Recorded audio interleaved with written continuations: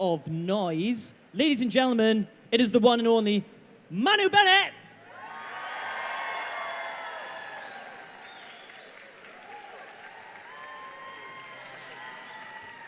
Okay, mate. All right. Just yeah. I think we still need the chair, don't you? I had to go to the bathroom. It was so funny. I walked up here and then I was like, oh, geez, I got to go to the bathroom. And then I started walking that way and he started the Manu chant and I was going, oh, they're not going to get me yet. I'm going to go to the bathroom. I'm so sorry. Anyway. But they're so excited to things. see you. Hey, guys. Kia ora. Yeah, brother. Kia ora. Kia ora. Yeah. It's interesting to be back in London. Amazing city. Amazing down this end. Last night I went to a restaurant that was called The Gun, and it was where they made all the guns for the battleships back in the time of Nelson and the Battle of Trafalgar and stuff like that. Around here's got so much interesting history, you know, but they're building it up. Nice area. Have you done much sightseeing while you're here, or have you just been kind of? Well, no, just last night I wandered off down one of the wharves or whatever, you know, down along the waterway, and I just found this restaurant, and this whole area is so historically interesting, you know. It's just funny how, you know, now all the high-rises are being built up here and everything, and the history is getting built upon, you know. But it's interesting area. Yeah. So last time I spoke to you was in Scotland just a few months ago, and we couldn't really talk about Arrow or Shannara Chronicles because they weren't out yet. So can you tease anything from the two shows? Because I know you've got a Deathstroke heavy episode coming up very soon, I believe. And what can we expect in the Shannara Chronicles as well? Well, you know, the Deathstroke thing is interesting, you know, because, you know, I spoke in the first series about having a son. Mm. And so Mark Guggenheim wrote this new sort of angle on the story where basically Slade's coming back, the Mirakuru's worn off.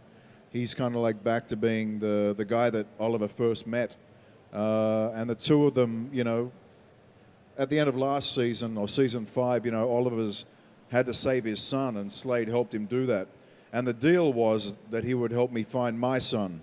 So season 6, episode 5 and 6, is about finding Joe, my son Joe, who's turned into an interesting character. And, you know, if you're a father out there and you know the sort of concerns you have to have for your children, yeah, it's sort of like that, you know. And when you take that sort of spin on Slade, you get a whole new angle because, you know, Oliver's not his son. He's just a young guy that he met on an island, and that relationship was one thing. But now it's sort of going back down to the heart of the matter for Slade, and, you know, it just makes for interesting drama because, you know, the show is about sort of family in one way for Oliver Queen and all of his friends in circle, and now it becomes kind of like a family story for Slade. And it was really well written, you know, and a young guy called Liam Hall, who's an Australian actor, he got to play, you know, Joe, and I think him and I really sort of, you know, we sort of met in a hotel room. You know, he came up and got introduced to me, and I was like, hey, kid, you know, welcome onto Arrow, you know, but he hadn't had a lot of experience. He'd been in Vancouver for 2 years just looking for an acting gig, you know, and then his first job out of the gates is playing Joe Wilson, son of Deathstroke, you know, which is a big call for a young actor stepping up to do their first role, you know, and all the pressure of getting onto set for your first time, filming in a big gig. And, you know, when I met him, I could see that nervousness. And him and I kind of sat down and we started working on how we would relate to each other as actors. And so we used the Meisner technique, which is pretty much like you just stare into somebody's eyes and you sit there and you look for them. You keep on doing it again and again until you find that you're not talking to yourself anymore. Because as an actor, you tend to talk in your own head if you're uncomfortable. But the trick of acting is to be able to get into that moment with your fellow actor and really find the relationship, you know.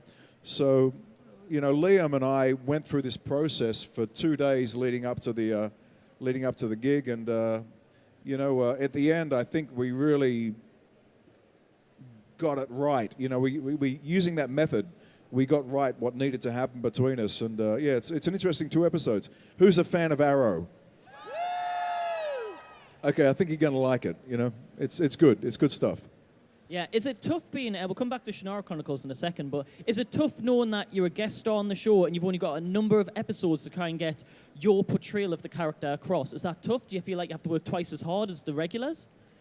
I never feel like a guest star, you know. If it's my role and I got the role, I'm going to play my role. I don't, you know, it's never bothered me to think like who's number one on the call sheet.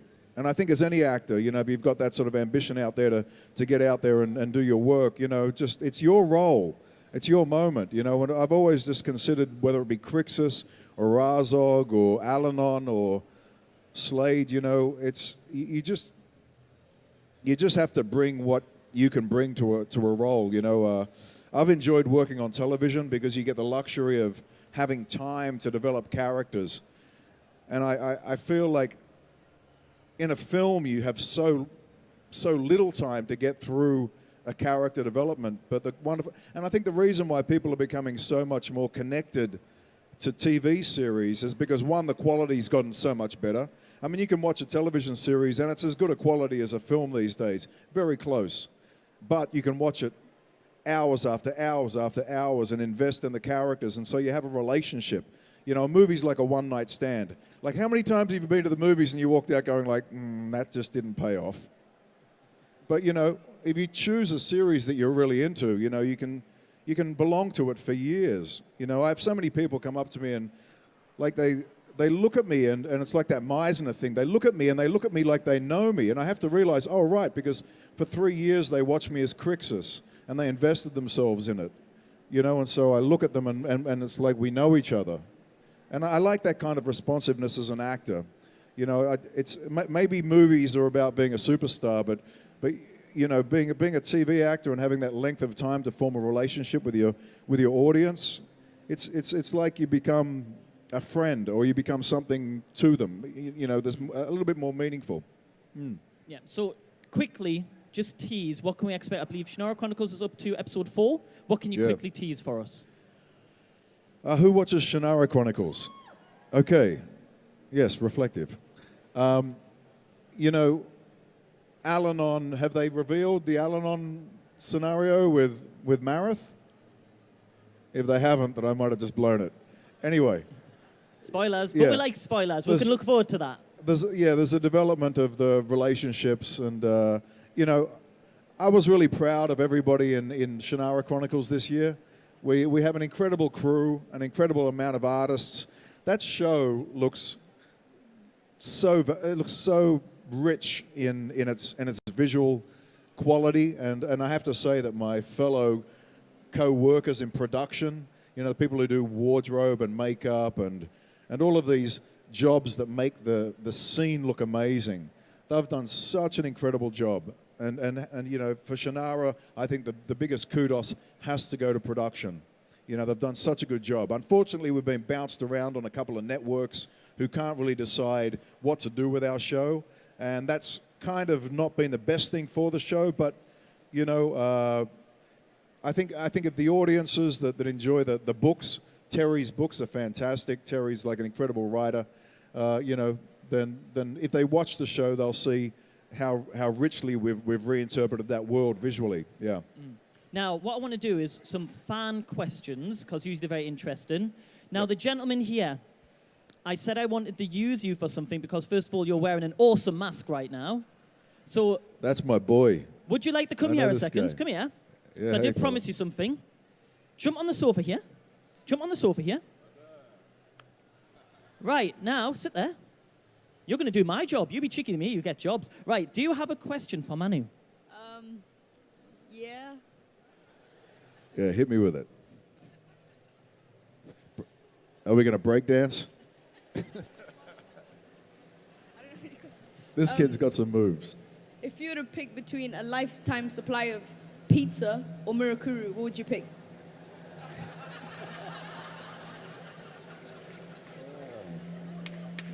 I don't know. Do they deliver Mirakuru? I want to see that guy that comes to your door and goes, We've got your Mirakuru and Coke. Here you go.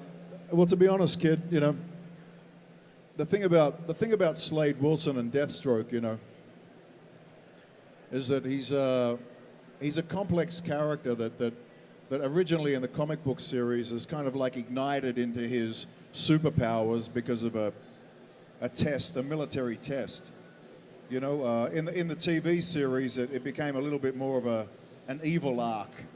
You know, and you know, I'm really glad that on the show that they managed to salvage Slade from this kind of storyline that went in a certain direction, because I think it started bringing it back to the Deathstroke Slade Wilson that the DC comic book lovers, you know, love from the comic books. You know, but is it ham and pineapple? Hawaiian pizza, I guess. Yeah, yeah. You know, I love the role that I do, and I know that you brought that mask along, you know, and I hope that on episode 5 and 6, when you get to watch that, Yeah. you'll see something of Slade and Deathstroke that'll you know, help you appreciate the character more. But you know, bro, I met you earlier. You're solid, Thank you. and you're a good dancer, kid. And what was your name? What, sorry? Benice. Benice, let's hear a huge round of applause for Benice there. And I think, ladies and gentlemen, how can I top that question? You know, he's put us out of a job, but you know what? I think we need to have a huge round of applause for Manu Bennett. How awesome is he? Come on. Don't forget, you can find Manu just behind us on the stage doing autographs and photos. Please go check him out. As you can see, he's absolutely brilliant. Thank you, Manu Bennett.